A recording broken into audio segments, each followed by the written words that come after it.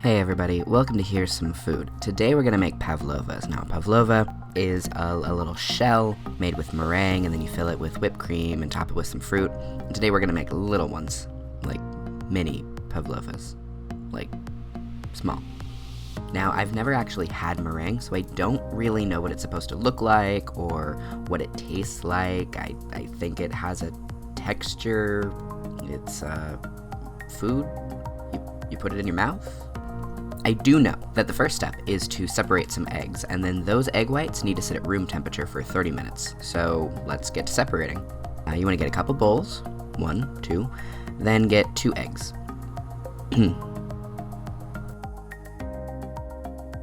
2 eggs. For this recipe, we want 2 egg whites, and in order for the egg whites to stiffen properly, the whites have to be completely devoid of fat. Now, separating eggs can be a little bit intimidating, especially when you can't have any yolk in there. The tried and true method, obviously, is to crack the egg and then pass the yolk back and forth between the shells, but you do run the risk of puncturing your yolk when you do that. A way easier method, if you're not concerned about chef aesthetic, is as follows. Ta-da! Man, eggs are gross. Go wash your hands. Okay, now we're gonna let these egg whites sit for 30 minutes, so just leave them here for 30 minutes. They're not gonna do anything. Just leave them there. While your egg whites are sitting, you can prep your parchment paper for later. You want to trace some 3-inch circles onto some parchment paper. Now, I would have shown the process for this, but it's pretty straightforward. Just measure a bunch of circular things in your kitchen until you find something that's 3 inches in diameter, and then trace that thing 6 times onto your paper. Alright, 30 minutes have passed, the oven is preheating to 300 degrees. Let's whip some eggs. Dump your egg whites into a very clean bowl. There they go.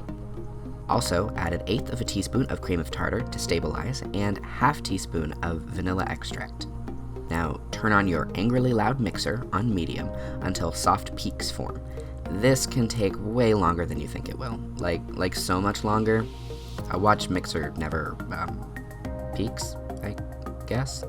Anyway, eventually you'll have something that looks kinda like this, and that looked more or less like what Google said I was looking for, so I guess that's that, then. Okay, soft peaks. So now you're gonna wanna measure out 1/2 cup of sugar.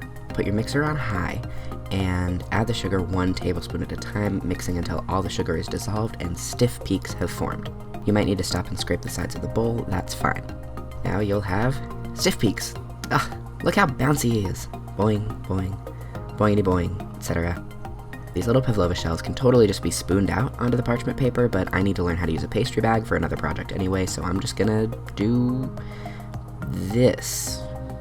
Okay, great. Remember that parchment paper from earlier? Get that on the baking sheet, circle side down unless you want graphite in your meringue.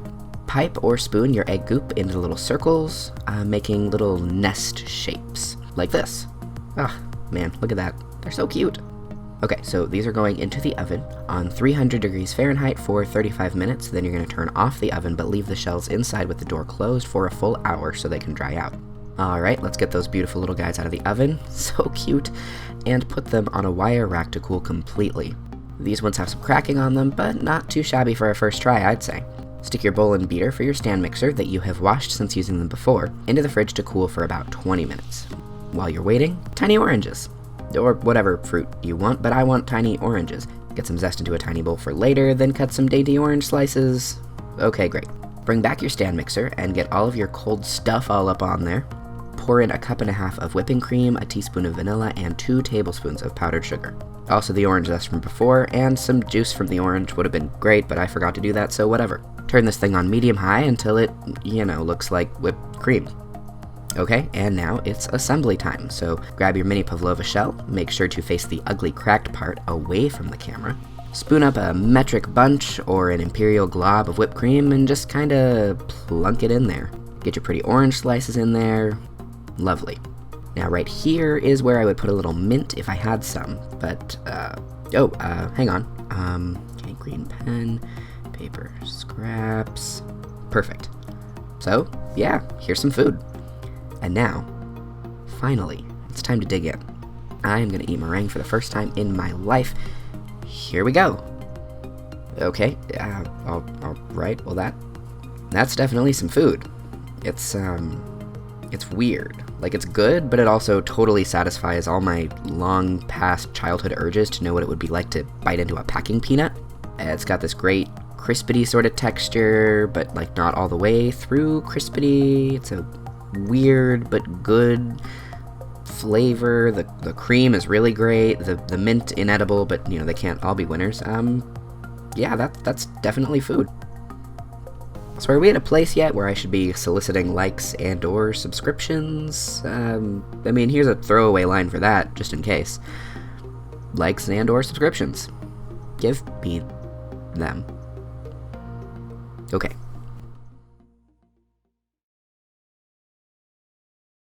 Eventually you'll have stiff peaks. Take a peek at that. No, that's awful.